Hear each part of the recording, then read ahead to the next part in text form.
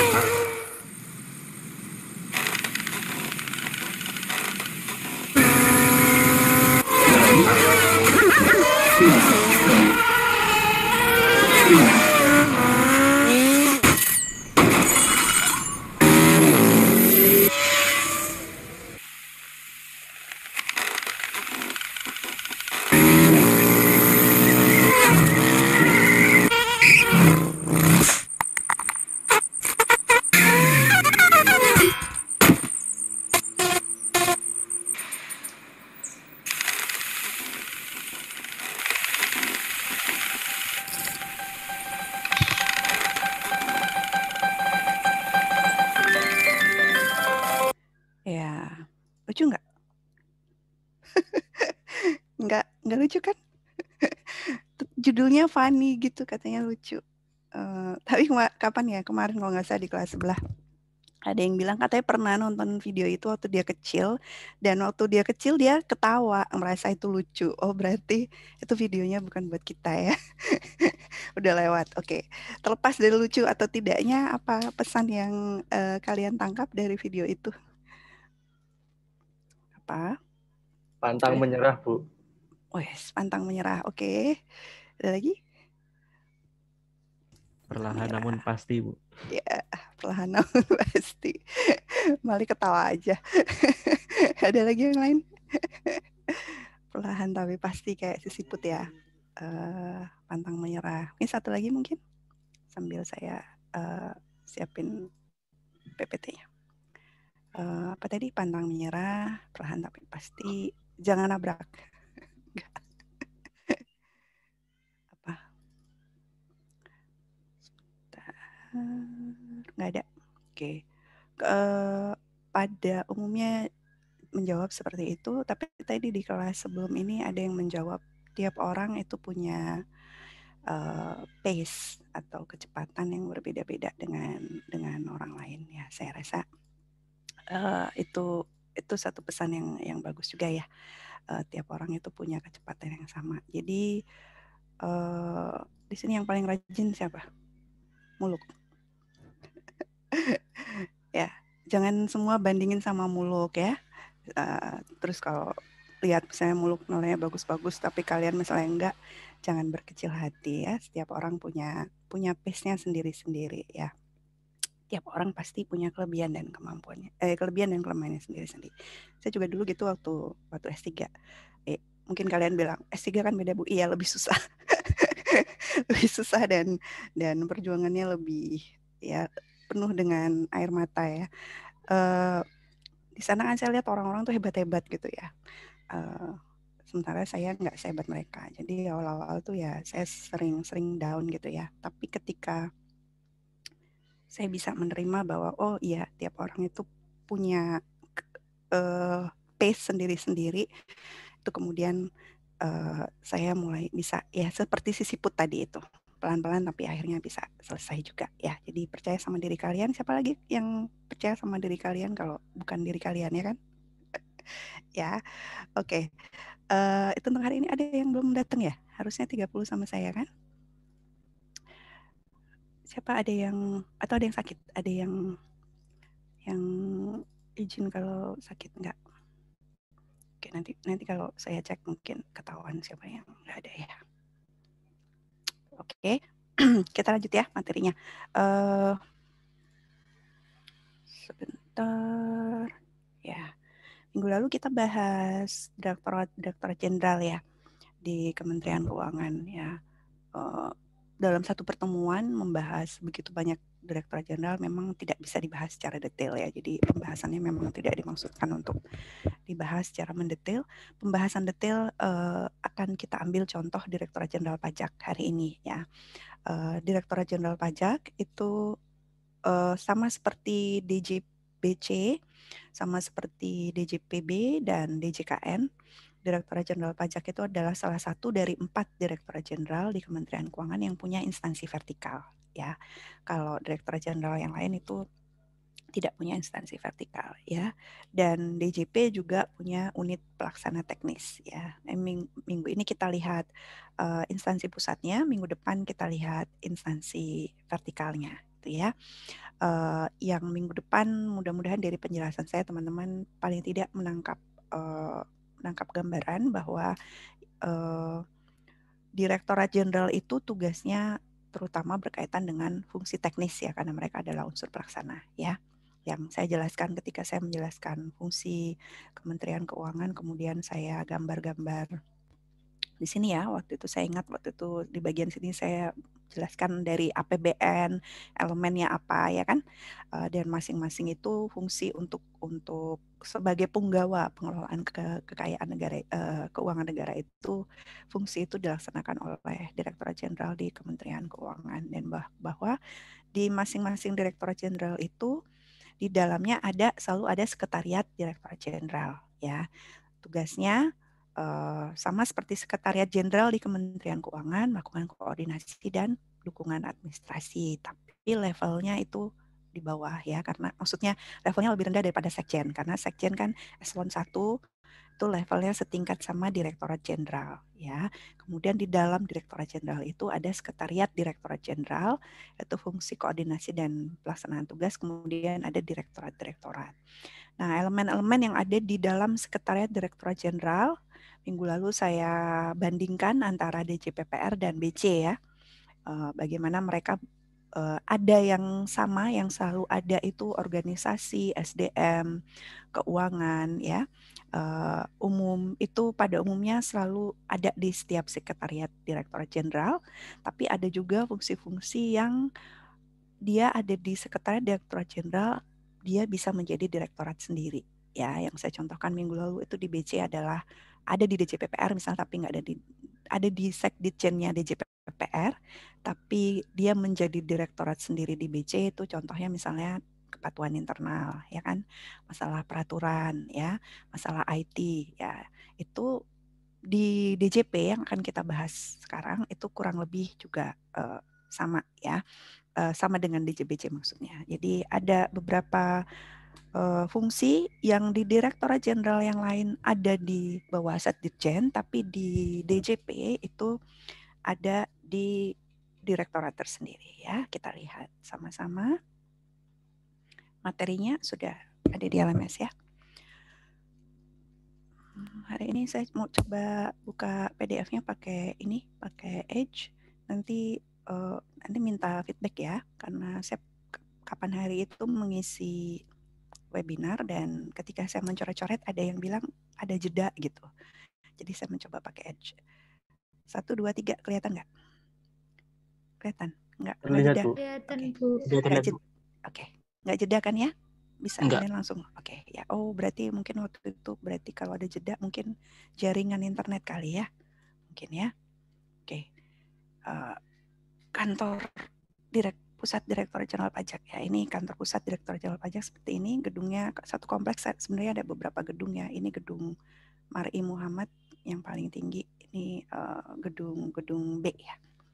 Ya, mudah-mudahan kalian berkesempatan untuk berkunjung atau bekerja ya di sana ya. Amin. Kita bahas minggu ini instansi pusat ya. Untuk instansi pusat ya, baik Direktorat Jenderal Pajak, DJBC, DJA, DJPB dan lain sebagainya, itu ketentuan OTK-nya mengikuti ini ya, PMK 217. Untuk instansi pusat semua mengikuti PMK 217 ini yang sudah diubah 2 kali di tahun 2019 ya. Jadi di folder materi 11 kalian tidak menemukan ini karena ini sudah ada aturannya di folder 8 ya. Yang menjadi perubahan, terutama perubahan yang utama di DJP dengan berubahnya PMK 217 ke 87 di 2019 adalah pembentukan 2 direktorat baru ya. Sebenarnya tidak baru, sama sekali baru. Karena apa? Karena ini merupakan peleburan dari direktorat yang ada ya. Kan kalau saya nggak tahu kalian ingat apa enggak, mungkin lupa. Jumlah maksimal direktorat ya, di Kementerian Keuangan itu kan 15 ya. 15. Sekarang DJP jumlah maksimalnya 14. Tapi sebenarnya di PMK 217 juga jumlah maksimal direktoratnya 14. Terus diubah di 87, di PMK 87 ini ada 2 direktorat baru, tapi direktoratnya tetap 14 juga. Tidak mengalami perubahan secara total. Karena apa? Karena dia menambah direktorat baru tapi melebur direktorat yang ada. Jadi secara total itu tetap 14. Jadi masih ada 1 slot untuk memenuhi batas maksimal 15. Ini kalau misalnya nanti ke depan misalnya ada kebutuhan organisasi untuk membentuk direktorat baru, jadi DJP bisa sewaktu-waktu mengusulkan, maaf ya, ada motor lewat, mengusulkan direktorat baru gitu ya. Jadi ada pembentukan direktorat baru, tapi secara total direktoratnya tidak berubah karena pembentukan itu melebur gitu ya, melebur yang ada. Oke, mungkin kalau boleh cerita ya. Oke, mudah-mudahan nggak ngantuk ya dengar cerita saya. Kalau boleh cerita ya, sejarahnya, apalagi cerita sejarah ya, biasanya membosankan. Sejarahnya itu jadi di DJP kan ada reformasi yang oleh DJP sering disebut sebagai modernisasi ya.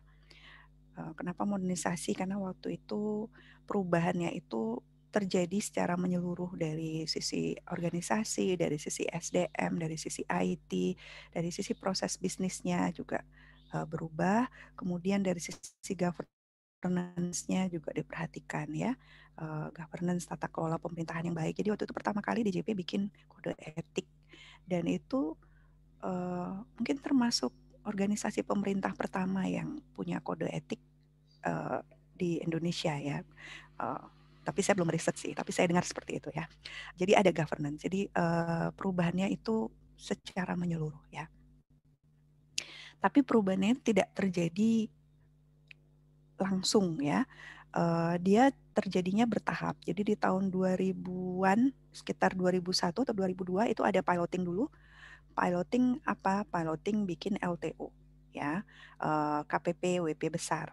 Ya, kemudian setelah berapa tahun LTO running diadakan evaluasi ya, survei ke WP, ke asosiasi-asosiasi, bagaimana pendapat mereka tentang LTO. Ternyata hasilnya positif ya, hasilnya sangat baik, tanggapan dari WP, dari pihak-pihak luar, dan baru setelah itu LTO kemudian dibentuk Madya, dibentuk KPP-KPP di Jakarta khusus dulu kayak Badora, atau ya KPP PMA gitu, KPP Badan dan Orang Asing, ya itu dibentuk, dan Madya juga di daerah-daerah, kemudian baru Pratama. Jadi ini bertahap.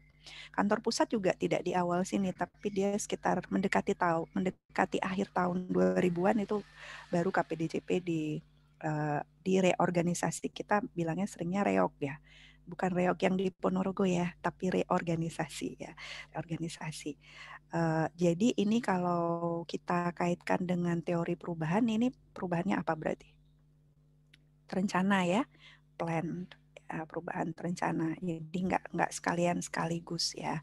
Nah, Apa yang berubah karena kita sekarang lagi bicara organisasi, jadi mungkin saya cerita dari sisi organisasi aja ya. Dulu S3 saya topiknya ini tentang reform di DJP, tapi saya kaitkan ke korupsi ya, itu disertasi S3 saya ya. Apa yang berubah yang paling kelihatan itu adalah dari sisi departementalisasinya ya. Saya kaitkan ke materi 1 ya, materi di pertemuan 1 supaya teman-teman juga melihat keterkaitannya. Departementalisasi ya. Oke, mohon maaf kalau typo ya. Kalau teman-teman yang PKL di KPP mungkin melihat di KPP seksinya berdasarkan apa? Fungsi ya kan. Ada seksi apa? Pelayanan, ada seksi pemeriksaan, penagihan dan lain sebagainya. Ini adalah fungsi. Jadi struktur organisasi DJP yang baru di tahun 2000-an itu berdasarkan fungsi.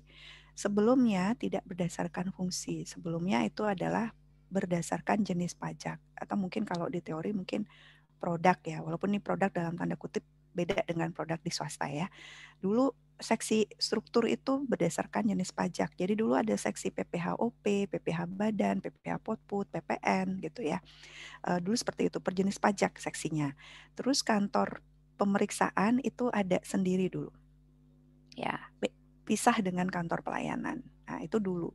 Kemudian berubah itu per fungsi. Karena dulu berdasarkan kajian kalau dipecah-pecah per jenis pajak ini secara sinergi itu kurang efektif. Kemudian yang kedua, WP juga ketika ke KPP mereka mau berurusan itu harus melalui banyak pintu gitu ya dulu. Jadi dari sisi internal maupun eksternal itu dipandang lebih efektif kalau berdasarkan fungsi. Berdasarkan fungsi jadi WP dari sisi pelayanan ke depan aja dia di TPT gitu. Jadi di satu pintu, nggak perlu lagi ke banyak pintu seperti dulu. Itu salah satu alasannya dan ada alasan lainnya juga ya itu.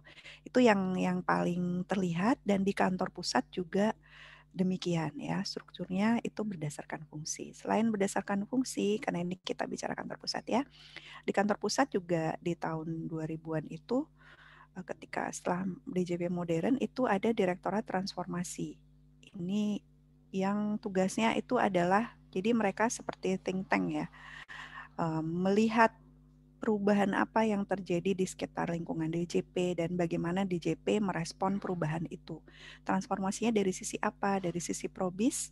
Probis ini termasuk pelayanan, pengawasan, penegakan hukum, ya, Gakum, ya.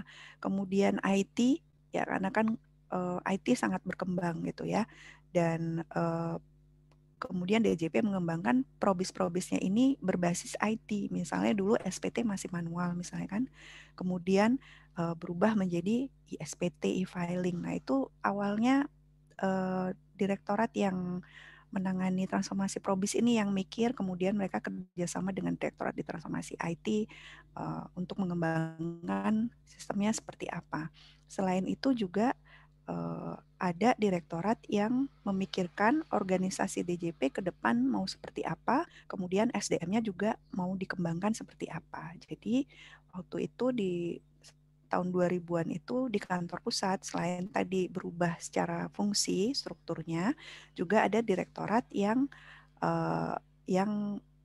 fokus menangani mengenai transformasi di DJP, baik Probis, IT maupun organisasi dan SDM. Nah, yang IT ini namanya adalah TTKI, ya, jadi nyambung ke situ, nyambung ke slide ya.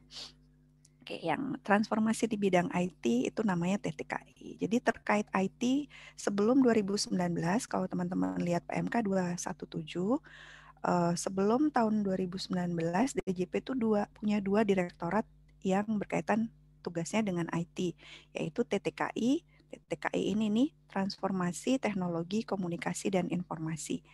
Mereka tugasnya terkait dengan pengembangan. Jadi pengembangan aplikasi. Saya bikin e-filing, bikin ISPT. Itu teman-teman di sini yang mengerjakan itu ya. Sekarang ada Ibu Pot, itu teman-teman di sini juga ya. DJP online untuk WP melakukan kewajiban berpajaknya itu yang bikin teman-teman di TTKI. Selain TTKI ada TIP, ini juga masalah IT tapi lebih ke maintenance aplikasi yang sudah dikembangkan oleh TTKI gitu ya. Ini lebih ke infrastrukturnya, maintenance servernya gitu. Jadi kalau ada yang down atau SIDJP nggak jalan itu lapornya ke TIP ya. Jadi dulu DJP sebelum 2019 itu punya dua direktorat IT ya, yang satu pengembangan, yang satunya untuk infrastruktur dan maintenance aplikasi dan layanan sistem informasi. Oke, kenapa kemudian dilebur ya di 2019? Karena waktu itu setahu saya ada arahan ya, jadi strategi pimpinan ya, karena ada perubahan. Jadi perubahan organisasi ini terjadi karena perubahan strategi pimpinan. Pimpinan yang baru waktu itu Bapak Robert Pakpahan, ya Pak Robert waktu itu. Beliau memandang bahwa data itu merupakan aset. Ya kan, DJP itu punya data yang besar ya, big data. Dari SPT WP ya, dari dokumen-dokumen yang disampaikan oleh WP itu data. Kemudian dari pihak ketiga itu data juga, ya kan? Kita kan pakai self assessment ya. WP kan melaporkan, menghitung, ya membayar menurut mereka gitu kan. Nah, itu kan perlu di cross check juga dari data pihak ketiga. Jadi DJP banyak kerjasama dengan pihak ketiga untuk mendapatkan data agar mereka bisa menyandingkan dengan apa yang disampaikan oleh WP. Kalau ada perbedaan antara data pihak ketiga dengan data WP, maka akan dilakukan konfirmasi ke WP. Kalau misalnya memang data pihak ketiganya benar, maka WP melakukan pembetulan gitu ya, ada prosesnya. Itu dilakukan oleh AR di KPP. Ya, kemudian selain itu juga waktu itu mulai diinisiasi EOI ya kan, pernah dengar? Automatic Exchange of Information. Jadi datanya juga ada dari luar negeri. Jadi sebegitu banyaknya data, apalagi WP semakin banyak jumlahnya. Jadi banyak sekali data. Pak Dirjen waktu memandang data ini merupakan aset yang penting ya, suatu alat yang powerful yang kalau dikelola dengan baik oleh DJP itu bisa mendorong DJP untuk mendorong kepatuhan WP ya, dan tentunya dengan WP lebih patuh maka penerimaan juga bisa meningkat gitu ya, intinya itu. Dan beliau minta ada data management unit, data management unit karena yang mengelola data sebelum 2015 ini masih ada di unit yang terpisah-pisah ya, masih ada di unit yang terpisah-pisah. Jadi beliau meminta diintegrasikan, jadi ada data management unit. Nah, direktur kan itu arahan dirjen ya, pimpinan. Jadi yang ada di pejabat yang ada di level di bawahnya, direktur-direktur kemudian menerjemahkan arahan tersebut. Jadi kemudian dilakukanlah kajian gitu ya. Akhirnya dibentuklah Direktorat Data dan Informasi Perpajakan yang ini. Ya, Direktorat Data dan Informasi Perpajakan. Ya, tapi tadi kan ada dari sisi organisasi ada pembatasan ya jumlah maksimal. Jadi kan DJP sebelum ini sudah 14. Kalau nambah satu direktorat lagi yang data maka sudah total 15. Padahal setahu saya DJP ada juga mau menambah direktorat lain gitu ya. Nah, supaya ke depan nanti ketika mau nambah tidak bolak-balik merombak lagi, jadi sebelum membentuk DIP dilakukan kajian untuk melihat mana yang mungkin ada yang tumpang tindih tugas dan fungsinya yang bisa dilebur gitu ya. Akhirnya dileburlah TTKI dan TIP. Ya, yang tadinya terpisah menjadi dua, Direktorat IT-nya itu akhirnya dilebur. Karena apa? Karena dari hasil evaluasi ternyata ada beberapa tugas yang ternyata pada prakteknya harus pada konsepnya itu terpisah, pada prakteknya ada yang ternyata itu bisa bisa dilakukan oleh satu direktorat gitu ya. Jadi TTKI dan TIP itu dilebur, sebagian TTKI ya menjadi Direktorat Teknologi Informasi Komunikasi yang ini. Jadi Direktorat IT-nya DJP sekarang cuma ada satu, TIK itu. Kemudian sebagian TTKI yang berkaitan dengan data itu menjadi DIP, ya menjadi DIP. Tapi tidak hanya sebagian TTKI saja, ada juga DJP sebelum 2019 itu punya UPT namanya Kantor Pelayanan Data Eksternal. Ya, UPT ini seperti Klip yang mengelola call center. Nah, kantor pelayanan data eksternal ini khusus melakukan pengolahan atas data yang diterima DJP dari pihak ketiga. Ya, ini soal data juga. Jadi karena mau bikin satu unit untuk mengolah data, jadi ini dilebur ke sana. Jadi sekarang nggak ada lagi KPDE.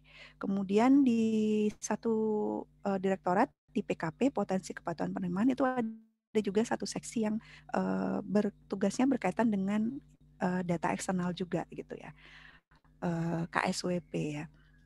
Nah, itu berkaitan dengan data juga, jadi dilebur juga ke DJP. Jadi seperti itu ya. Jadi makanya tadi sebelum 2019 jumlahnya 14 direktoratnya, setelah 2019 padahal nambah baru 2 direktorat baru, tapi tetap totalnya 14. Karena apa? Karena ada yang dilebur gitu ya. Jadi itu perubahan besar yang terjadi di struktur organisasi kantor pusat DJP di tahun 2019 dibandingkan dengan apa yang ada di PMK 217 tahun 2018 ya. Itu ya. Oke. Ini struktur secara keseluruhan ya untuk untuk DJP. Sama seperti BC, DJP juga punya kantor wilayah, punya KPP selain unit kantor pusat, dan di DJP juga ada KP2KP. Ini kalau di BC seperti kantor pembantu ya, waktu itu kantor pembantu pemantauan ya kalau nggak salah. Ini membantu KPP terutama yang luas wilayah, yang KPP yang wilayah kerjanya agak luas, jadi dibentuk KP2KP ya. Nanti yang bagian ini kita bahas minggu depan ya, dan juga di sini ada UPT. Minggu ini kita fokus bahas yang biru.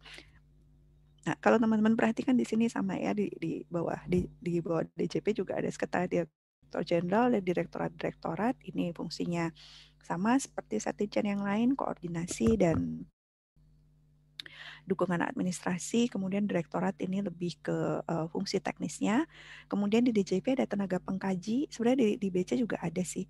Ini bulat gitu ya. Seperti yang saya jelaskan ketika saya menjelaskan sahli, staf ahli itu kan juga di struktur dia bulat seperti ini, karena di bawahnya dia nggak punya struktur-struktur seperti ini ya. Kalau Setjen ini nanti di bawahnya ada struktur organisasi, di bawahnya ada di direktorat juga gitu. Kalau tenaga pengkaji nggak ada. Jadi mereka hanya orang, dibantu oleh beberapa orang yang membantu mereka melakukan kajian.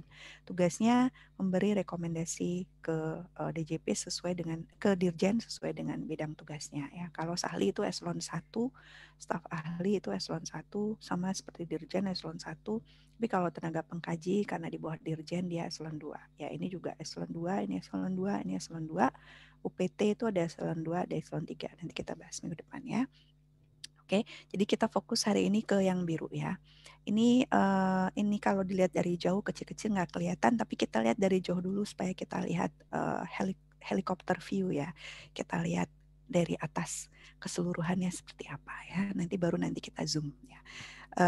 Jadi secara keseluruhan seperti ini struktur organisasi kantor pusat. Di sini ada tenaga pengkaji paling atas dirjennya, di sini ada tenaga pengkaji, di sini sekretariat direktorat jenderal sama seperti dirjen yang lain, yang di sini semua adalah direktorat. Kemudian direktorat di bawah direktorat ada subdit, di bawah subdit ada seksi, di bawah setjen ada bagian, di bawah bagian ada subbagian. Ya.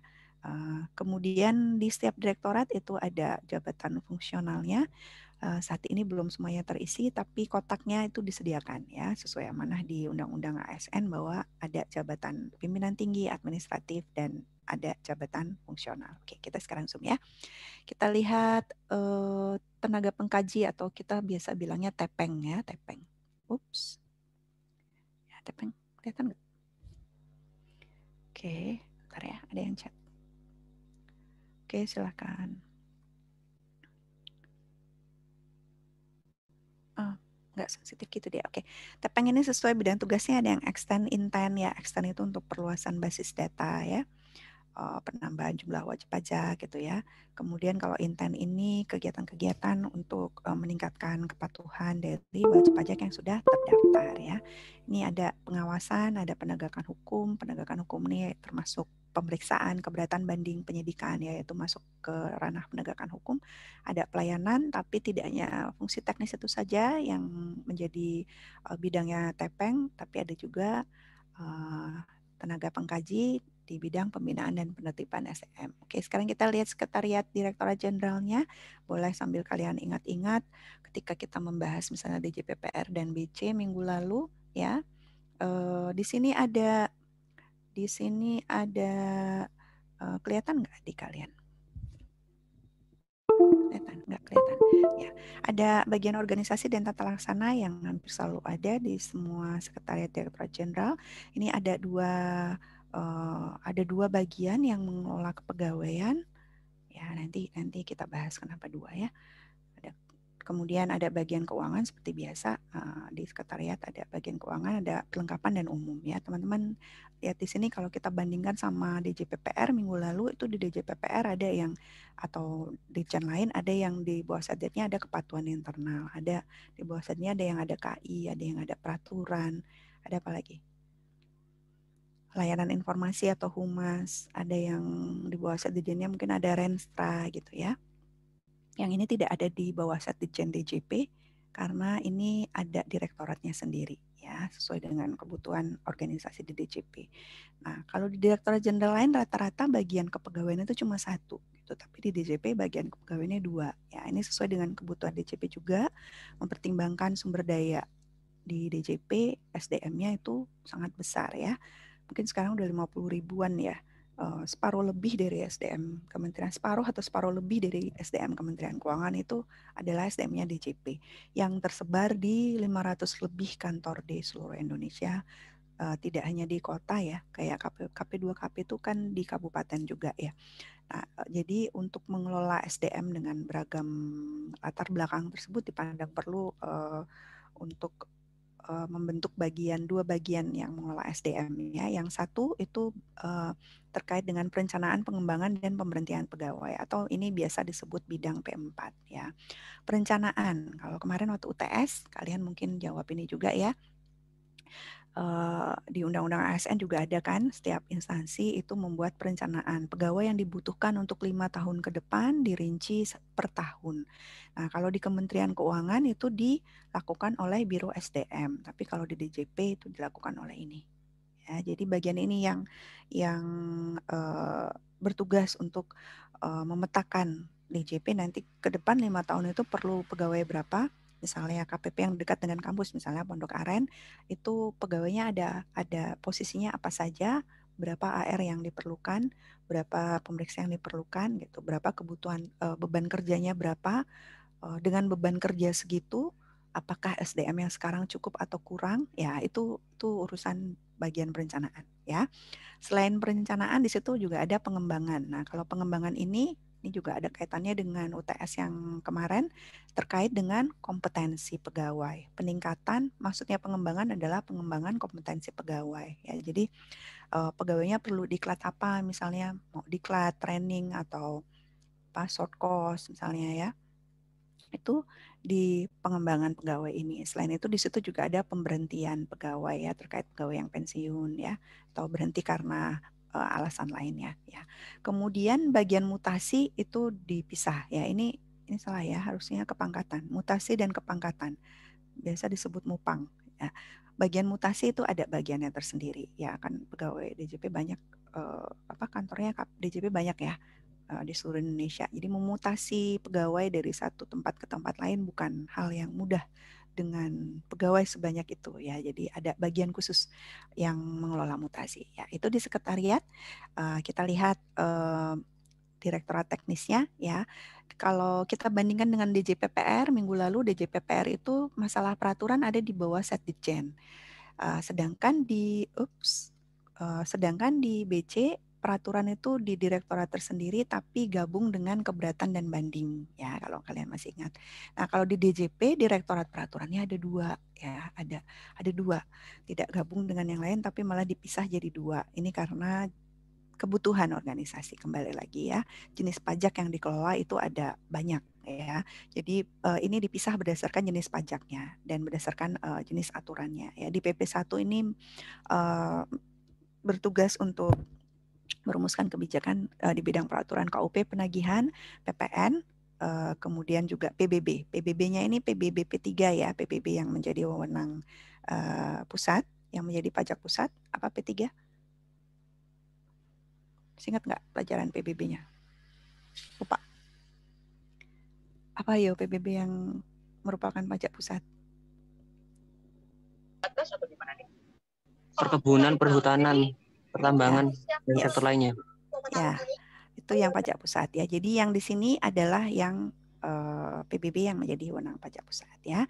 Kemudian PP2 ini PPH ya, baik badan maupun Potput OP. Itu aturan-aturan terkait dengan PPH badan, Potput OP itu dirumuskan di direktorat ini ya. Di sini juga ada subdit advokasi untuk bantuan hukum dan harmonisasi peraturan. Jadi subdit ini yang bertugas untuk terkait dengan melihat agar aturan satu dan lainnya tidak saling tumpang tindih, gitu ya.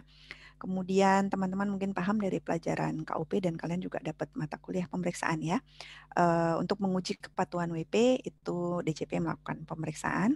Kemudian juga kalau WP-nya misalnya sudah diperiksa, diterbitkan ketetapan tapi WP-nya menunggak gitu ya, maka ada kegiatan penagihan. Nah, itu untuk merumuskan kebijakan-kebijakan di fungsi-fungsi tersebut itu adalah tugas dari Direktorat Pemeriksaan dan Penagihan. Ya, pemeriksaannya mulai dari perencanaan. Jadi setiap tahun subdit ini itu membuat surat edaran ya, menyampaikan ke KPP rencana pemeriksaan tahun ini seperti apa gitu ya, fokusnya kemana, itu tugas Direktorat Pemeriksaan. Kemudian teknik pengendalian, teknik pemeriksaannya seperti apa, monitoring yang dilakukan seperti apa, itu Direktorat Teknik dan Pengendalian. Ada juga pemeriksaan transaksi khusus, misalnya terkait transfer pricing atau terkait dengan pemeriksaan di sektor-sektor khusus seperti sumber daya alam, seperti itu ya. Itu ada subditnya. Kemudian ada subdit kerjasama dan dukungan pemeriksaan. Ini misalnya kalau DJP ada kerjasama audit dengan instansi lain, itu direktorat ini yang berperan. Misalnya mungkin teman-teman pernah dengar ada joint program ya. Mungkin Pak Sahli, Pak Sudarto waktu kuliah umum mungkin sempat menyebut-nyebut join program antara DJP.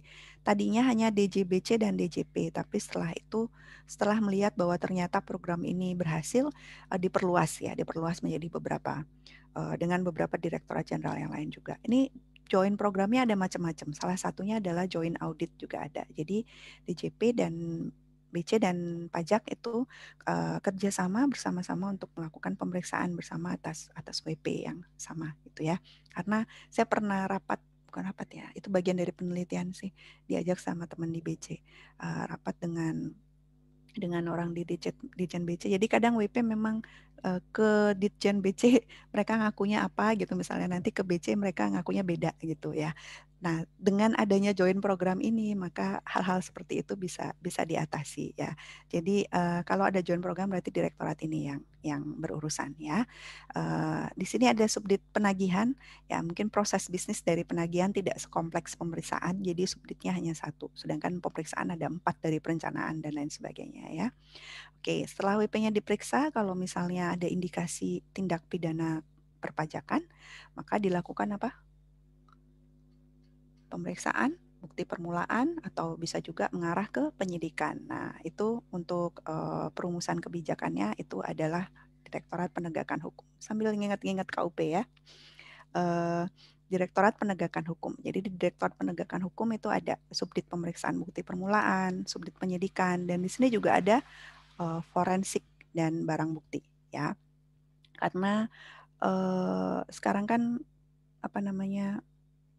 sudah banyak yang mungkin pembukuan WP itu pakai secara elektronik gitu ya. Mungkin yang bisa dihapus atau diapa-apakan gitu ya.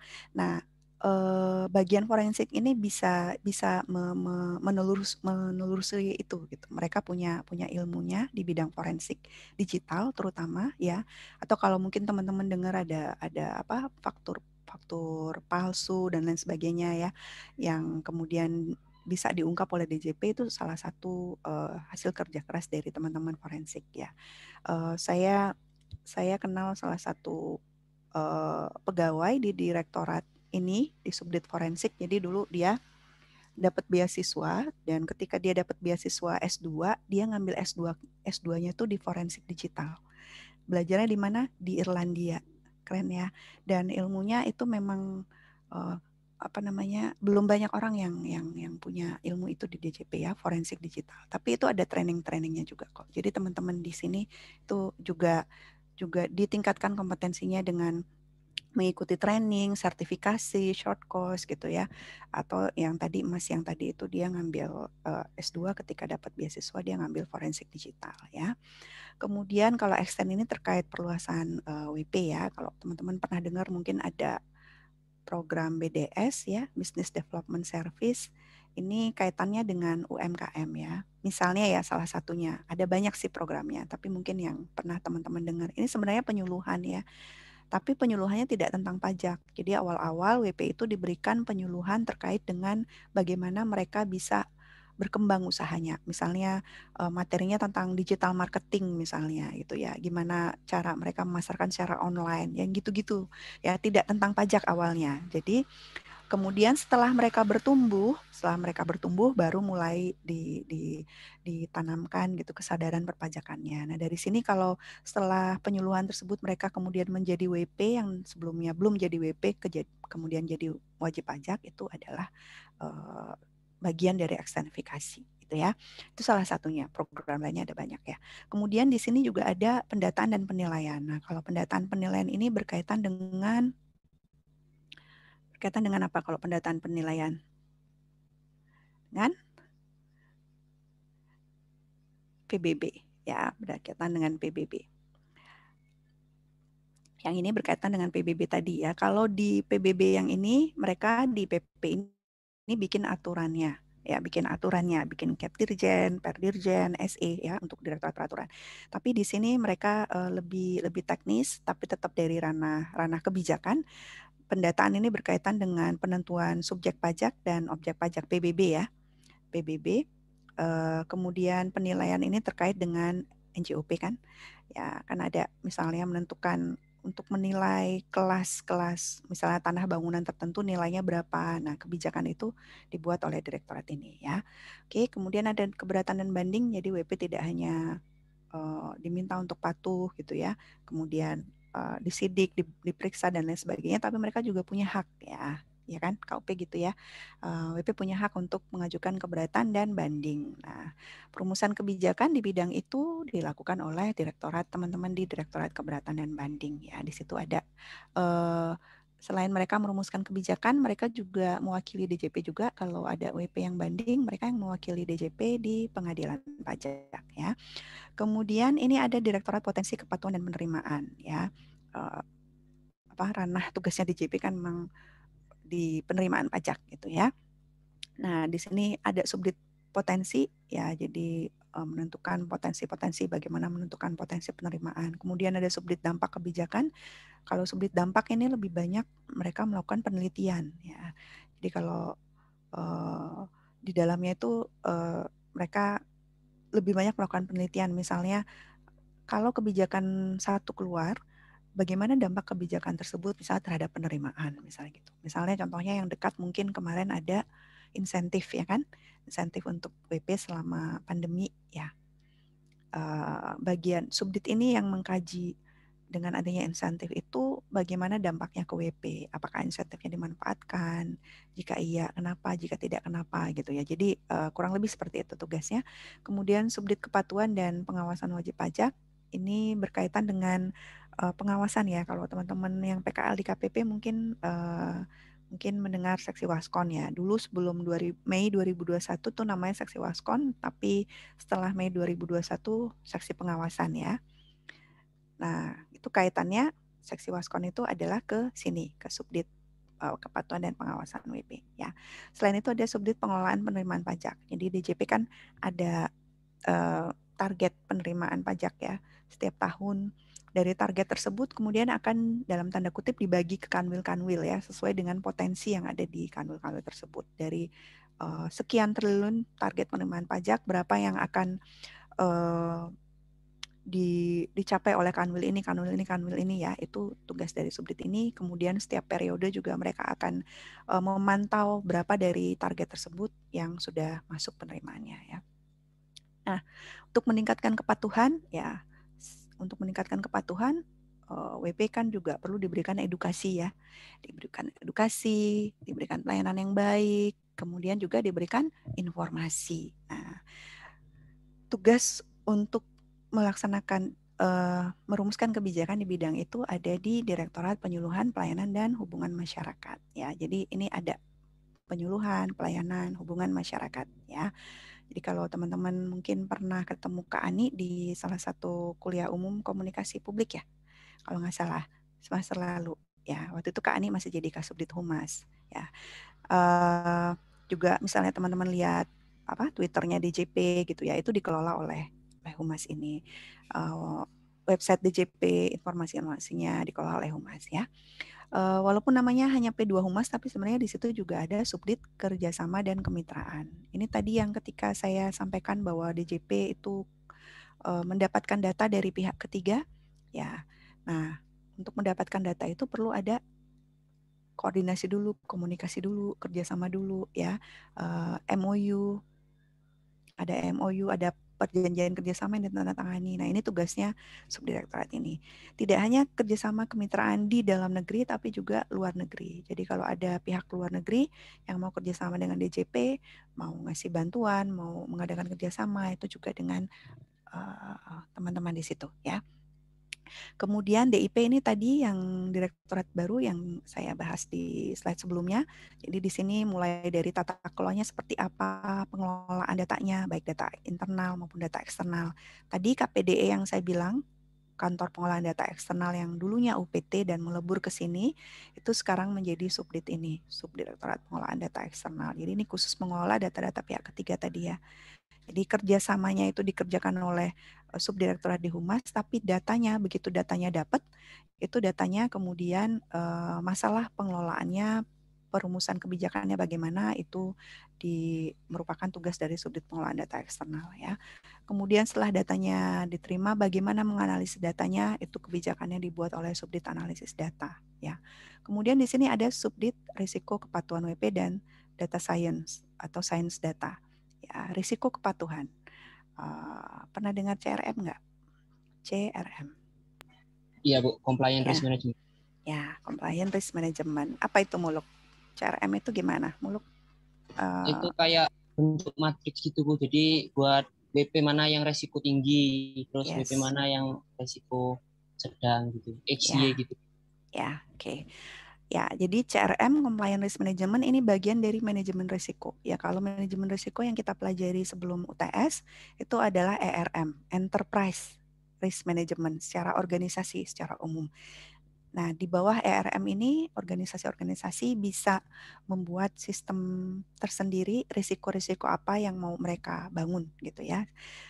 Kalau di DJP karena terkait dengan kepatuhan, maka DJP membangun framework yang namanya CRM, Compliance Risk Management, dan ini mengadopsi apa yang sudah dilakukan oleh kantor-kantor pajak di negara-negara maju lainnya ya.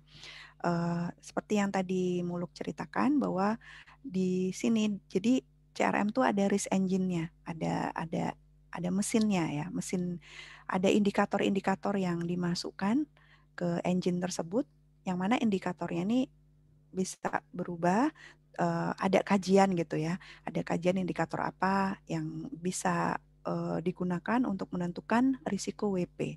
Jadi nanti ada matriks, betul kata Muluk ya, XY gitu ya, saya juga lupa matriksnya berapa, tapi matriks ini akan menggambarkan risiko WP.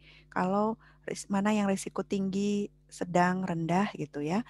Nanti apa tujuannya? Dengan pemetaan risiko ini akan menentukan bagaimana perlakuan DJP ke wajib pajak. Ya, misalnya yang risiko tinggi tentu perlakuannya beda dengan yang risiko rendah.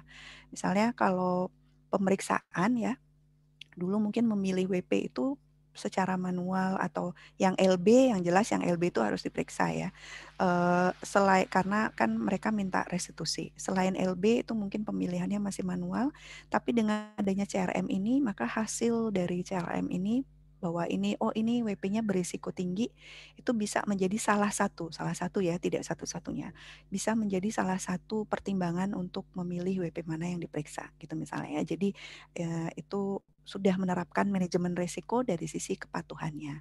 Di sini ada science data atau data science ya, tadi saya bilang data, ini direktorat data kan, data itu besar ya, dan ilmunya juga berkembang. Kalian pernah nggak kalau lagi lagi browsing di internet, terus nanti kapan browsing lagi, terus nanti apa yang kalian browsing tuh muncul gitu. Misalnya tadinya habis browsing laptop gitu kan, atau jam atau apa nanti muncul. Nah itu di balik itu ada data analitik ya, ada data analitik, ada data science. Jadi dia bisa memprediksi perilaku kita ya. Jadi data science itu kurang lebih seperti itu ya. Jadi ke depan mungkin juga dari risiko tadi ya, dari data-data yang ada, itu mungkin juga ke depan DJP juga bisa mungkin memprediksi perilaku WP seperti apa, atau bisa menyajikan data. Jadi apa yang dimiliki oleh DJP dan apa yang dilihat oleh WP di website itu sama gitu ya. Itu sama. Dan juga kalian pernah dengar preview SPT? Jadi ketika WP ngisi SPT di DJP online, itu ada bagian-bagian yang sudah terisi. Ada bagian-bagian yang sudah terisi. Walaupun WP belum ngisi. Taunya dari mana? Tadi dari data pihak ketiga. Misalnya WP-nya karyawan, kemudian pemberi kerjanya kan udah masukin SPT, ya kan? Udah lapor SPT. Maka itu udah bisa terisi, nanti karyawannya tinggal WP yang karyawan ini kalau itu betul dia tinggal klik betul atau tidak gitu ya. Jadi itu perkembangan yang ada ya. Dulunya yang diisi manual, terus menjadi e-filing, terus sekarang pre-filled ya. Jadi ketika masuk ke DJP online tuh ada beberapa data yang udah terisi gitu, dan itu DJP dapat datanya dari pihak ketiga itu ya. Jadi berkembang sangat pesat ya ilmu terkait data ini, dan teman-teman di Subdit Data Science itu setahu saya waktu itu saya pernah terlibat ikut menyeleksi dan ikut dalam seleksi ketika beberapa teman-teman di sini mereka dikirim untuk secondment. Secondment itu seperti magang gitu ya di ATO, Australian Tax Office. Jadi mereka magang selama 3 bulan di sana di Australia untuk mempelajari tentang data science ini di ATO. Kemudian mereka bagi apa yang mereka pelajari di sana, dan itu menjadi bahan untuk DJP untuk membuat kebijakan perbaikan tentang bagaimana mengelola data ya. Oke, itu data. Kemudian ini ada Direktorat Kidsda. Mungkin tadi ketika saya bercerita KPP dulu per jenis pajak, terus diubah per fungsi, terus ada LTO, ada Madya, terus tadinya ada TTKI, TIK, terus dilebur. Nah, itu adalah salah satu tugas Kidsda ya, untuk mentransformasi organisasi. Tidak hanya organisasi, tapi SDM juga. Tapi di Kidsda, selain transformasi organisasi dan SDM, di situ juga ada subdit kepatuhan internal. Ini yang kalau di Direktorat Jenderal lain, misalnya di JPPR itu ada di bawah Setditjen, tapi di DJP dan juga di BC, kepatuhan internalnya berdiri sendiri ya. Karena karakter dari pekerjaannya yang berkaitan dengan penerimaan ya, pajak maupun cukai gitu ya, ada potensi-potensi fraud di dalamnya dan juga mungkin ada histori terkait itu ya. Jadi dipandang perlu untuk memperkuat ini kepatuhan internalnya. Kalau kepatuhan internal ini lebih dari sisi pencegahan ya, pencegahan. Kalau investigasi internal ini sudah, kalau ada kasus ya, ada pencegahan, maksudnya membuat panduan atau pedoman agar pegawai itu bisa melaksanakan pekerjaannya sesuai kode etik dan sesuai ketentuan perilaku PNS gitu ya. Kalau investigasi internal tuh kalau sudah ada kasus ya, misalnya ada kasus korupsi atau kasus pelanggaran disiplin lainnya, itu diperiksa sama subdit investigasi internal. Nah, itu bagian KI-nya. Nah, untuk transformasi organisasi ini dan SDM. Mungkin kalian setelah baca ini ya, kalau satu dulu sebelum ke sana. Ya, kalau transformasi organisasi ini yang dari tadi saya ceritakan ya, mengubah struktur DJP termasuk juga membuat jabatan fungsional yang baru. Contohnya kemarin di KPP ada jabatan fungsional penyuluh, itu bisa dibuat jabatan fungsional itu ada kajian dan proses yang panjang di balik itu ya, dan itu teman-teman di subdit ini yang banyak berperan. Termasuk juga kemarin ketika KPP itu misalnya dipecah, nambah madya, tadi seksi waskon jadi penagih, jadi pengawasan, pemeriksaan digabung dengan penagihan, itu juga subdit ini yang ada di belakang layar yang sangat-sangat berperan ya. Oke, itu selain masalah organisasi, ya subdit ini juga ada seksi Renstra. Ya, dulu saya di sana di seksi Renstra. Jadi kalau di Direktorat Jenderal yang lain, Renstra itu ada di bawah Sekretariat Direktorat Jenderal.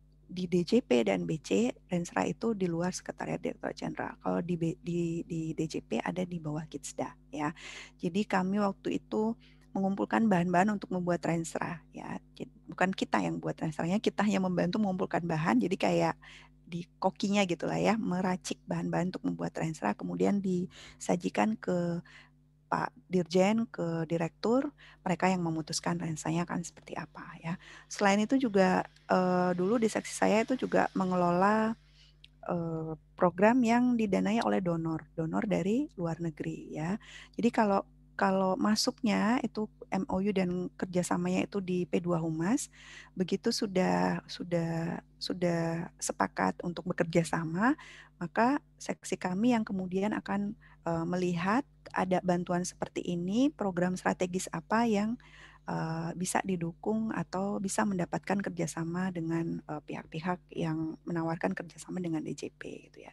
Jadi dulu saya waktu di situ itu kerjaannya rapat dengan banyak direktorat ini dan juga dengan pihak di luar DJP, termasuk pihak-pihak dari Bank Dunia, waktu itu dari pihak dari Jepang, Jerman, Australia, dan negara lainnya. Oke, seru sih.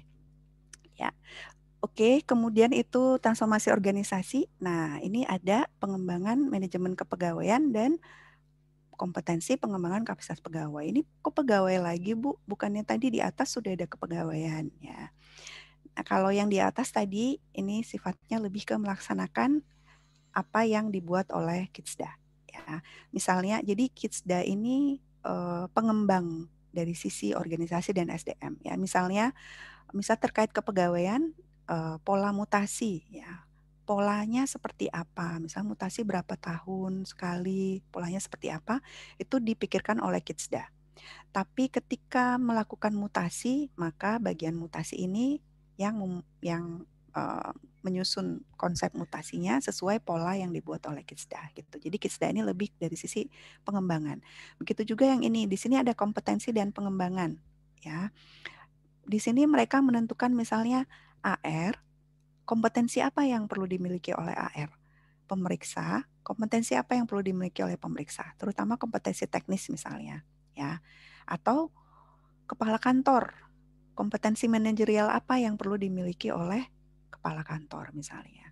Bagaimana untuk meningkatkan kompetensi itu? Diklat apa yang diperlukan? Ya, itu dipikirkan oleh Kitsda. Oke, ini diperhatikan. Nanti habis ini ada kuis enggak?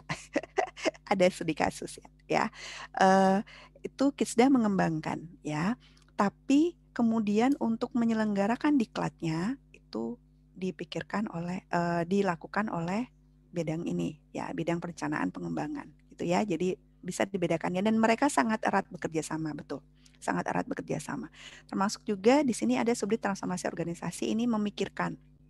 Tapi ketika masuk ke ranah pelaksanaan itu maka bagian ini yang melakukan gitu ya. Jadi dipisah antara fungsi perencanaan dan fungsi implementasi. Ya, Kitsda lebih ke perencanaan atau pengembangan, sedangkan Sekretariat Direktorat Jenderal itu lebih ke pelaksanaannya ya. Oke, itu Kitsda. Kemudian kalau TIK ini tadi yang saya bahas di slide sebelumnya, Direktorat baru barengan dengan DIP. Direktorat baru yang dibentuk berbarengan dengan Direktorat Data dan Informasi Perpajakan dan itu adalah terkait dengan IT. Nah, di dalamnya itu end to end. Maksud end to end itu dari perencanaan, pengembangannya sampai ke pemeliharaannya ya. Jadi dari sisi tata kelolanya ada di sini, pengembangan sistemnya bagaimana, kemudian mengelola kalau sudah dikembangkan infrastruktur dan masalah keamanan sistemnya bagaimana. Kemudian pemantauan dan pelayanan sistem. Jadi tadi kalau misalnya saya bilang ada server down, ada SIDJP di KPP nggak jalan, itu mereka bisa lapornya ke sana ya. Kemudian TPB. Nah, TPB tadi sudah saya sebut di depan ya. Ini salah satu Direktorat Transformasi Proses Bisnis. Jadi yang kalian lihat mungkin sekarang sebagian besar sudah e-filing ya. Dulu itu belum, dulu manual. Dan yang memikirkan itu di awal, yang mengkaji itu adalah ini ya. Dan misalnya juga pendaftaran ya, dulu kalian tahu kalau WP pindah, NPWP nolnya ada berapa digitnya? Digitnya ada berapa? 12 ya atau berapa? Dulu kalau WP pindah, digit KPP yang di digit 3 digit terakhir itu kan cabang ya, 3 digit sebelum itu ya digit KPP itu berubah setiap WP pindah. Tapi sejak tahun berapa itu digit KPP-nya tidak berubah walaupun WP sudah pindah KPP. Nah, itu yang memikirkan bagaimana itu bisa seperti itu dan prosesnya seperti apa itu adalah Direktorat Proses Bisnis. Termasuk juga tadi ketika saya cerita SPT itu pre-filled sekarang ya. Itu juga berdasarkan kajian-kajian dari transformasi proses bisnis. Sekarang selama pandemik WP bisa ada halaman kunjung pajak ya kalau nggak salah. WP bisa ambil nomor antrian dulu gitu ya, antriannya dibatasi, itu yang memikirkan juga ini. Jadi proses bisnis baik itu penyuluhan, pelayanan, penegakan hukum, extend, penilaian, bagaimana perubahannya, inovasi ke depan itu dipikirkan oleh Direktorat TPB ya. Tapi mereka tidak bekerja sendiri. Karena apa? Terutama di zaman sekarang yang mana sangat-sangat berkaitan dengan kemajuan teknologi. Jadi probis yang dikembangkan pajak itu adalah berbasis IT arahnya ya. Arahnya ke digitalisasi berbasis IT. Maka teman-teman di TPB ini akan sangat erat kaitannya dengan teman-teman di IT. Kemudian juga kalau ada yang terkait aturan seperti tadi masalah NPWP atau pendaftaran, maka mereka akan juga kerjasama dengan Direktorat Peraturan Perpajakan. Kemudian kalau misalnya mungkin saya sering pernah cerita ya tentang 3C, Click Call Counter. Pernah dengar ya? Ini kan pelayanan ya sebenarnya. Nah ini proses bisnis pelayanan. Di Renstra itu disebutkan bahwa DJP ke depan pelayanannya akan berubah menjadi seperti ini, Click Call Counter.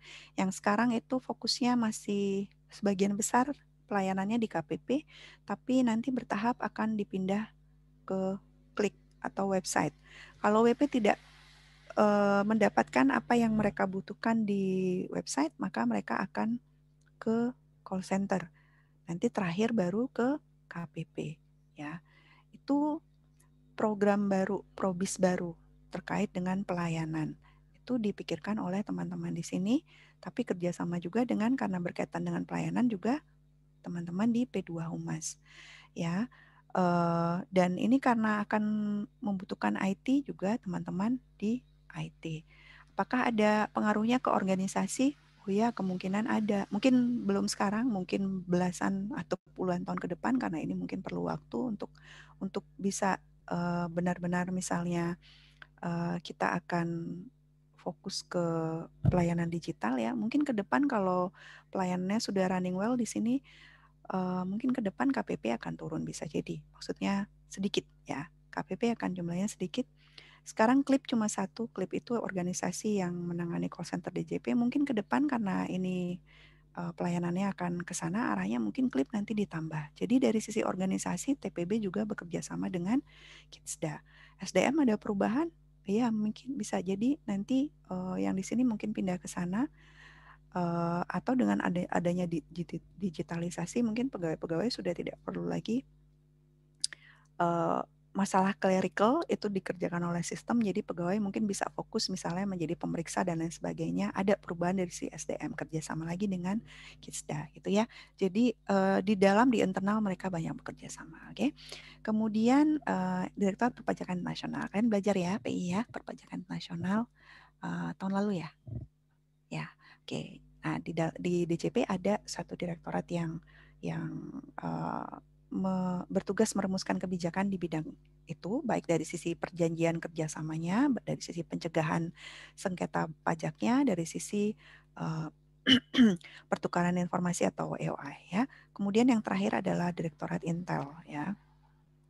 Ini berkaitan dengan tugas intelijen ya, intelijen perpajakan, tapi yang di kantor pusat lebih ke perumusan kebijakannya, walaupun ada teman-teman di kantor pusat juga yang melaksanakan fungsi intel gitu ya, ada yang nyamar gitu ya untuk melihat kegiatan WP seperti apa, tapi yang di daerah-daerah itu lebih banyak kegiatan intelnya dilakukan oleh teman-teman di Kanwil ya. Oke, itu ya teman-teman ya. Saya menjelaskannya di gambar ini karena tadi agar saya bisa mengait-ngaitkan antara Direktorat 1 dan lain. Apa yang saya jelaskan tadi detailnya itu ada di bawah-bawah sini ya, di bawah-bawah situ. Oke. Tadi saya nggak share itu ya, session plan ya, lupa. Ya, saya berencana untuk mengajak kalian mengerjakan studi kasus ya. Tapi sebelum ke studi kasus, kalau ada pertanyaan mungkin boleh ditanyakan sambil saya siapkan dulu studi kasusnya. Bentar ya, silakan. Yang bertanya boleh di chat, yang malu-malu, yang nggak malu-malu boleh open mic. Nggak ada? Nggak ada berarti udah paham ya? Atau nggak paham sama sekali? Antara dua itu ya? Antara masih bingung atau mudah-mudahan sih yang pertama ya, mudah-mudahan sudah paham. Ya, ntar ya, saya siapkan studi kasusnya dulu. Atau kalau belum kebayang sekarang, pertanyaannya, boleh nanti di LMS-nya, nanti saya buka. Seperti biasa, postingan di LMS. Oke. Kita akan coba mengerjakan salah satu soal di soal UAS tahun lalu ya. Tidak dikumpul, ini hanya latihan ya. Ya, latihan. Saya sudah posting ini di LMS di folder 14 ya, di folder 14. Tapi saya bisa share juga di chat ya, sebentar. Oke, yang di chat lagi jalan. Oke. Seperti berulang kali saya sampaikan di pertemuan sebelumnya ya. Jadi saya melatih teman-teman secara bertahap ya. Jadi kalau di minggu sebelumnya kita sudah mengaitkan antara satu berita dengan satu unit. Kemudian minggu lalu kalian belajar mengaitkan antara TUSI 2 unit ya atau lebih ya kan. TUSI unit 1 dan lainnya. Dan itu kalian kerjakan berkelompok. Nah sekarang coba kalian latihan untuk mengerjakannya sendiri. Ya ini tidak dikumpul ya. Hanya latihan dulu. Coba kerjakan sendiri dan coba ditulis tangan. Dan ini salah satu saja. Oke, coretannya belum saya. Ya. Studi kasusnya tadi sudah di kolom chat ya, di LMS juga ada. Coba kerjakan studi kasus 2. Studi kasus 2 nanti coba 15 menit ya. Ini karena kalian tidak ada persiapan sebelumnya, jadi unitnya saya bantu, saya kasih bocoran ya. Saya kasih bocoran, tapi saya ceritakan dulu ya. Ini konteksnya misalnya kalian adalah Dirjen Pajak misalnya, kemudian kalian sebagai Dirjen merasa bahwa kompetensi pegawai di DJP itu perlu ditingkatkan dan perlu kerjasama untuk meningkatkan kompetensi tersebut. Ini ada beberapa cerita yang diminta adalah, jadi ceritanya ada A, B, dan C. Yang diminta adalah tentukan nanti Pak Dirjen, kalian sebagai Dirjen nanti kalian akan disposisi atau meminta siapa di DJP untuk mengerjakan itu ya, untuk mengembangkan kompetensi sesuai kasus di A, B, dan C ya. Jadi perhatikan soalnya, apakah ini adalah program yang baru mau dibikin atau programnya sudah jadi ya. Kalau baru mau dibikin berarti tadi seperti penjelasan saya itu ada KISDA ya. Jadi ini bocorannya, saya kasih bocoran ya. Nanti yang kalian lihat, oke ini karena latihan saya kasih bocoran karena tadi kalian juga nggak ada persiapan. Tapi kalian nanti kalau ujian ya nggak aja bocoran ya. Oh, kok nggak mau dia? Oh, ternyata tercabut. Oke. Di DJP, jadi pertanyaannya adalah tentukan siapa unit di DJP yang akan ditunjuk oleh Dirjen untuk melakukan kerjasama dengan instansi terkait. Jadi tentukan yang di dalam DJP dulu, kemudian tentukan instansi di luar DJP. Ya, yang di DJP saya kasih bocoran, di DJP nanti teman-teman lihat ke Kidsda. Ya. Lihat ke Kidsda. Tadi kepatuhan internal dan transformasi sumber daya aparatur, dan lihat ke Setditjen. Ya, itu yang di DJP, di internal DJP. Sama di salah satu kasus itu kalian perlu melihat ke direktorat terkait ya. Tapi yang ini gampang kok karena di situ udah disebutkan namanya dan itu ada nama subditnya ya. Jadi Setditjen, Kidsda dan salah satu direktorat. Tapi ini tidak di semua kasus ya. Di salah satu kasus di ABC itu ada, kalian perlu menghubungkan ke direktorat. Kemudian di luar Kidsda kalian lihat ke BPPK ya. Di luar Kidsda kalian lihat ke BPPK ya. Jadi Kidsda dan BPPK. Kidsda, DJP dan BPPK. Oke. DJP dan BPPK. Ini kan soalnya di kasus ini ada 3 ya. Jadi karena ini waktunya nggak panjang, jadi saya beri kalian waktu 15 menit. Coba kerjakan minimal 1. Ya, minimal 1. Ketika mengerjakan minimal 1, kalian boleh bebas memilih, mau milih A, B, atau C, terserah ya. Memilih A, B, atau C, terserah. 15 menit ya. Walaupun kalau di kenyataannya di UAS, menurut saya 15 menit terlalu lama. Ya, tapi karena kita masih latihan, apa-apa pelan-pelan kan latihannya. Coba 1 poin itu 15 menit. Tapi kalau ada yang bisa, misalnya 15 menit udah selesai 1 dan waktunya masih, kalian boleh coba untuk mengerjakan poin yang lain. Oke, jelas ya? Boleh silahkan dipilih bebas mau A, B, atau C. Saya beri waktu 15 menit dari sekarang. Oke. Ada pertanyaan, Muluk? Ya. Jadi ini nyebutin unitnya aja. Ya, oke. Baca soalnya dulu. Yang disebutkan adalah, baca soalnya. Yang disebutkan adalah unitnya, kemudian diturunkan sampai eselon 3, dan jangan lupa berikan alasannya. Ya, jadi sebutkan unitnya. Misalnya kalau diturunkan berarti nggak langsung ke eselon 3 tapi eselon 2-nya dulu. Kan Dirjen adalah eselon 1. Karena diturunkan berarti kalau menurunkan berarti bertahap. Eselon 2-nya siapa? Misalnya Setditjen. Ini eselon 2-nya. Eselon 3-nya siapa? Misalnya siapa nanti ya kalian cari. Nah, kenapa? Nah, ketika menjelaskan alasannya, hubungkan dengan tusinya. Ya, tapi tusinya nggak usah disebutkan semua, tapi cukup hanya yang relevan dengan apa yang ada di kasus. Gitu. Oke? Udah jelas? Sudah jelas, Bu. Terima kasih. Oke. Ya, terima kasih sudah bertanya. Jadi saya bisa menjelaskan ke teman-teman yang lain. Ada lagi yang mau bertanya? Udah cukup jelas ya. Oke. 15 menit jadi 15.35 ya. Nanti saya tanya ke teman-teman bagaimana progresnya. Saya tidak oke, untuk yang sakit baik emang lagi sakit, lagi isoman atau mungkin habis vaksin, kalau nggak enak badan tidak usah memaksakan untuk mengerjakan ini. Nanti kalian boleh kerjakan di luar kelas ya, di waktu senggang kalian ya. Untuk yang lain coba usahakan untuk kerjakan ya. Ini tidak usah dikumpul dan coba tulis tangan ya, tulis tangan. Dan saya juga tidak tahu kalian mengerjakan atau tidak ya. Tapi kesadaran sendiri saya percaya sama kalian. Kalian udah besar dan mau kerja ya kan.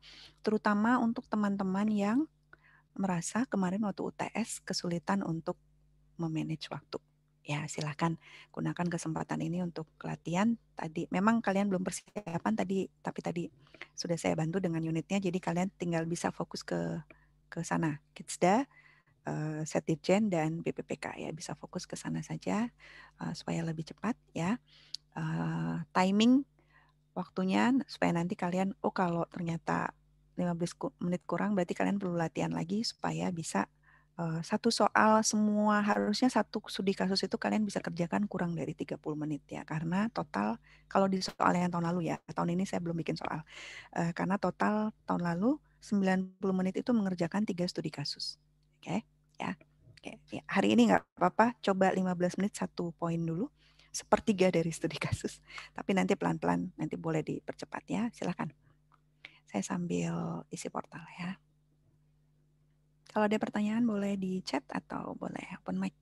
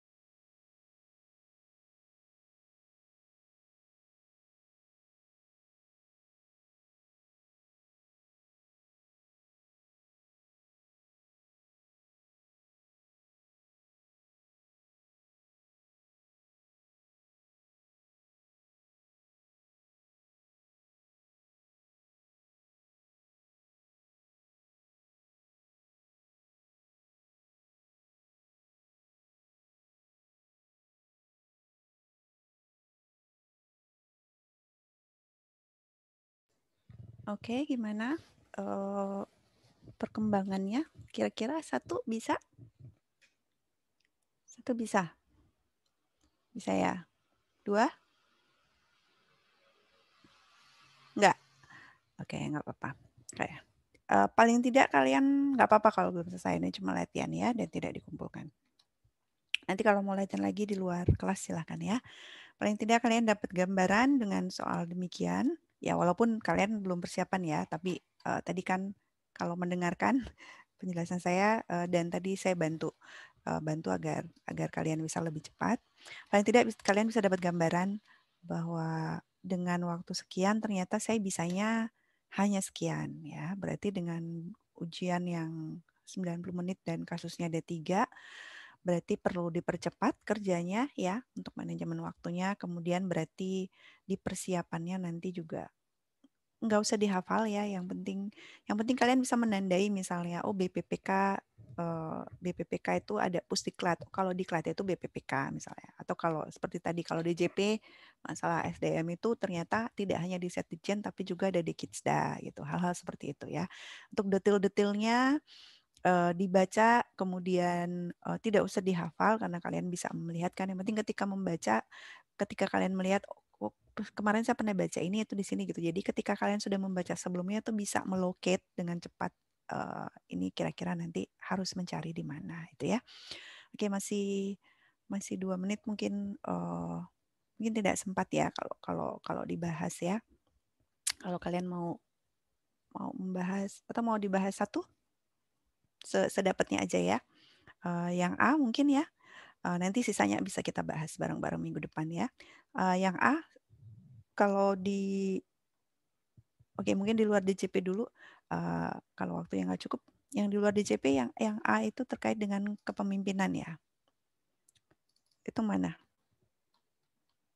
Yang di luar DJP dulu ya, di luar DJP dulu. BPPK-nya di Pusdiklat apa? Pusdiklat? Pendidikan Pelatihan Pengembangan SDM, Bu. Ya, SDM, PPSDM ya, karena di PPSDM kalau teman-teman lihat tugasnya itu ada kata-kata kepemimpinan. Jadi mereka juga di sana menyelenggarakan diklat terkait kepemimpinan ya. Walaupun di BPPK itu ada BDK kepemimpinan juga ya, Balai Diklat Kepemimpinan, tapi ini di daerah ya, di Magelang. Kalau nggak salah di Magelang ya. Jadi kalau misalnya di sini kapasitasnya sudah tidak memenuhi, itu bisa kerjasama dengan BDK Magelang juga, tapi ke PPSDM dulu ya, karena BDK ini adalah UPT, Unit Pelaksana Teknis ya, betul PPSDM. Cuma PPSDM ini kan eselon 2 ya, eselon 2, dan itu diminta untuk menurunkan ke eselon 3. Jadi nanti teman-teman cari bagian di PPSDM. Karena ini masih bicara tentang program, ya nanti dilihat di PPSDM itu ada bagian-bagian yang mana yang berkaitan dengan diklat ini gitu ya. Itu kalau di DJP-nya, oke di BPPK-nya betul di PPSDM. Di DJP, di kompetensi dan pengembangan kapasitas pegawai, Bu, Direktorat Pusda. Ya, oke sebentar ya ini alarmnya bunyi. Ya dikit karena ini masih berupa pengembangan ya, masih berupa pengembangan. Nanti kalau misalnya sudah jadi ya, sudah tapi terkadang walaupun pengembangan di Setdijen yang bagian perencanaan pengembangan itu juga diajak untuk rapat sehingga mereka nanti ketika melaksanakan itu lebih lancar dalam pelaksanaannya gitu ya. Jadi semua direktorat yang terkait itu biasanya juga akan diberikan tugas ya, walaupun lebih banyak dari sisi pengembangannya itu nanti di Kitsda, tapi dari sisi pelaksanaannya nanti itu akan Setdijen bekerja sama dengan Pusdiklat SDM gitu ya. Baik, kalian sudah bisa ya. Saya lihat kalian sudah bisa memetakan ya. Nanti yang B dan C kalau misalnya ada kesulitan bisa kita bahas minggu depan ya. Oke, sebelum saya tutup, hari ini kan kita latihan tapi tidak dikumpul ya. Bagaimana kalau kita minggu depan kuis? Minggu depan kuis yuk. Minggu depan kuis ya, supaya kalian juga kan ini tidak ada pressure-nya, tidak ada ya, supaya kalian juga latihan ketika waktunya memang benar-benar di timing dan ada proses harus mengumpulkan itu ya. Jadi nanti supaya nanti pas UAS-nya juga nggak kaget ya, pelan-pelan ya, pelan-pelan. Oke. Saya kasih bocoran unitnya ya, boleh dicatat bocoran unitnya, DJP, BKF, dan DJPPR. Ya, jadi nanti untuk minggu depan kalian belajar itu saja, DJP, BKF, dan DJPPR. Kemudian sambil mencicil ya, jadi nanti pas UAS kalian bisa membaca yang lain. Oke, itu ya. Itu dulu dari saya. Terima kasih banyak atas perhatian teman-teman yang sedang kurang sehat. Mudah-mudahan segera kembali pulih ya. Yang lain yang sehat, semoga kita semua tetap sehat-sehat semua ya. Oke, selamat beristirahat teman-teman semua. Assalamualaikum warahmatullahi wabarakatuh. Selamat sore. Sampai ketemu lagi minggu depan. Waalaikumsalam warahmatullahi wabarakatuh. Selamat sore. Terima kasih Bu. Waalaikumsalam warahmatullahi Terima kasih, Bu. wabarakatuh. Terima kasih, Bu. Ya, sama-sama. Saya tutup ya.